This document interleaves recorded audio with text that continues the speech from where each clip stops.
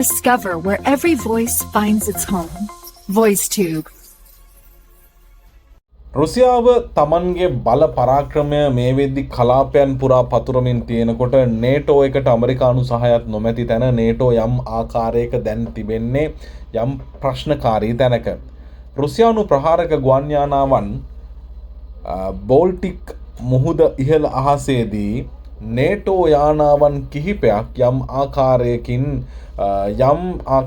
පීඩනයකට ලක් කර ඇති බවට තොරතුරු වාර්තා වෙනවා. ඒ අනුව වාර්තා වන ආකාරයට සියාලුයි කියන එයාබේස් එකෙන් ලිතුවේනියාවේ ගෙවුණු අඟහරුවාදා පිටත්ව ගිය ප්‍රංශයට අයත් ප්‍රහාරක ගුවන් යානා දෙකක් සහ ස්වීඩන් ගුවන් යානා දෙකක් මේ දෙකම ඉන්ටර්සෙප්ෂන් එකක් නම් ආකාරයක මේ ගුවන් යානාවලට මැදිහත් වීමක් රුසියානු ප්‍රහාරක ගුවන් යානා 6ක් විසින් සිදු කර ඇති බව නේටෝ සංවිධානයේ ගුවන් ප්‍රධානියා ප්‍රකාශ කර තිබෙනවා. ඒ අනුව බෝල්ටික් කලාපයට ඉහළ අහසේදී මේ ආකාරයෙන් ස්වීඩන් සහ රුසියානු ප්‍රහාරක ගුවන් යානාවලට රුසියානු ප්‍රහාරක ගුවන් යානා 6ක් මැදිහත් වීමක් ඉන්ටර්සෙප්ෂන් එකක් සිදු කර ඇති බවටයි මේ චෝදනාව සිදු කර තිබෙන්නේ.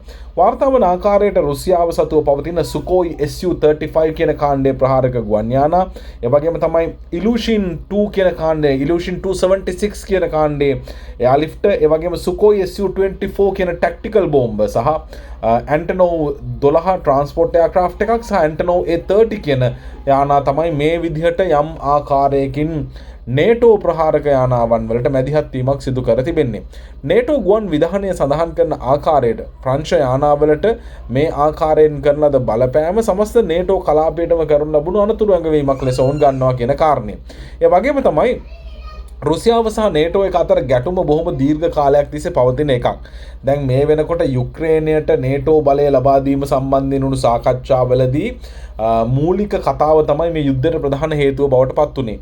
බෝල්ටික් එයා පොලිසිය එක ගත්තාම මේ බෝල්ටික් එයා කලාපයේ ආශ්‍රිතව ආරක්ෂිත ගුවන් කලාපයක් විදිහට තමයි සැලකන්නේ. විශේෂයෙන්ම එස්තෝනියාව, ලැට්වියාව සහ ලිතුවේනියාව මේ කියන රාජ්‍යයන් තුන තියෙනවා.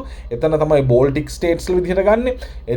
එස්තෝනියා, ලැට්වියා සහ ලිතුවේනියා මේ කියන රාජ්‍යයන් වලට නේටෝ ප්‍රහාරක යානාවලට ගමන් කරන්න පුළුවන්. හැබැයි එතෙන්ට රුසියානු ප්‍රහාරක ගුවන් යානා පැමිණීම තමයි ප්‍රශ්නකාරී තත්ත්වය කියලා වුන් කියන්නේ. ඉතින් මේක මේ පිළිබඳ වුන් සීරියස් ඉෂුව එකක්, නැත්නම් ග්‍රේව් කන්සර්න් එකක්. මේක බොහොම ගැඹුරින් වුන් මේ ප්‍රශ්නේ ගන්නවා කියලා තමයි වාර්තා වෙලා තිබෙන්නේ. ඒ වගේම තමයි ප්‍රංශ ගුවන් හමුදාවන් මේ වෙද්දී ඒ සම්බන්ධයෙන් ඡායාරූපද පළ කර තිබෙනවා කියලා තමයි වාර්තා වෙලා තිබෙන්නේ. මේ පිළිබඳව නේටෝ එක රැස් වෙලා සාකච්ඡා කරන්නට බලාපොරොත්තු වෙනවා. ඔබ මේ පසුබිමෙන් දකින ඡායාරූපය තමයි ප්‍රංශ ගුවන් සේවාවන් විසින් ප්‍රංශ ප්‍රහාරක ගුවන් යානා විසින් ලබා ගන්නා ලද ඡායාරූප ඔස්සේ තමයි මේක වාර්තා වෙලා තිබෙන්නේ.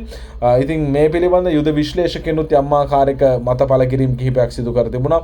රුසියාව මේ කියන ක්‍රියාවලියේ දිගින් දිගටම නිරත වෙලා හිටියා. ඒ කියන්නේ මේ විදිහට නේටෝ යානාවලට දිගින් දිගටම යම් ආකාරයක ප්‍රශ්නකාරී තත්ත්වයන් නැති කිරීම සිදු කරනු ලැබුවා. රුසියාවට අවශ්‍යයි මේ වෙලාවේ නේටෝ එක්ක යුද්ධයකට පැටලෙන්න.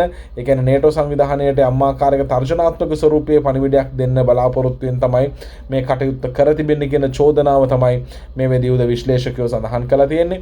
මේ පසුබිමෙන් බොහොම පැහැදිලි ඔබට පේන ඡායාරූප ගත්තාම මේ රුසියානු ප්‍රහාරක ගුවන් යානා මැදිහත් වීමක් සිදු කර තිබෙන ආකාරය තමයි පෙන්눔 කරලා තිබෙන්නේ. ගමන් කරමින් තිබුණු නේටෝ සංවිධානයට අයත් වුණු ගුවන් යානා බල ඇණියට.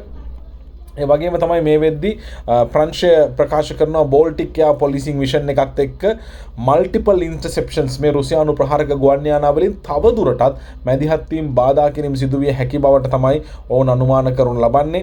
ඉතින් මේක මේ ඒ වගේම තමයි මිලිටරි ඩ්‍රෝන්ස් පාවිච්චි කළ මීට කලිනුත් මේ කලාපයේ සම්බන්ධයෙන් යම් ආකාරයක උණුසුම්කාරී තත්ත්වයක් ඇති වෙලා තිබුණා රුසියානු මැදිහත් වීමත් එක්ක. ඒ වගේම ප්‍රංශ නාවික හමුදාවත් මේ වෙද්දී රුසියාවට අයිති නෞකාවක් සම්බන්ධයෙන් විශේෂ අවධානයක් යොමු කර තිබෙනවා. විශේෂයෙන්ම ඇට්ලාන්ටික් සාගරයේදී රුසියානු තෙල් රැගත් නෞකාවක් ගමන් කිරීම පිළිබඳ විශේෂයෙන්ම සම්බාධක පනවා තිබෙන වෙලාවකදී මේ ඔයිල් ටැංක් එකක් ඇට්ලාන්ටික් සාගරයේ ගමන් කිරීම පිළිබඳවද යම් ආකාරයකින් ප්‍රංශය යම් ප්‍රශ්න කිරීමක් සිදු කරලා තිබුණා.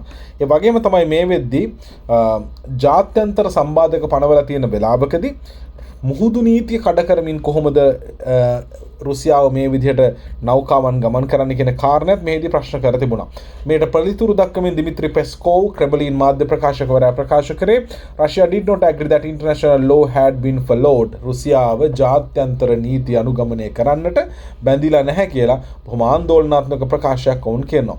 We consider such actions illegal. They border on international piracy, Peskov told reporter, adding that Russia would take measures to ensure the safety of shipping cargo in response to the incident. ඔවුන්ගේ නාවික ගමනාගමනයේ කවුරු හරි බාධාවක් කළොත් ඔවුනුත් ඒට ප්‍රතිචාර දක්වන්නට කිසිදු ආකාරයකින් පසුබට වෙන්නේ නැහැ කියලා බොහොම පැහැදිලි ප්‍රකාශයක් රුසියාව පාර්ශවෙන්ද මේ වෙද්දී නිකුත් කර තිබෙනවා.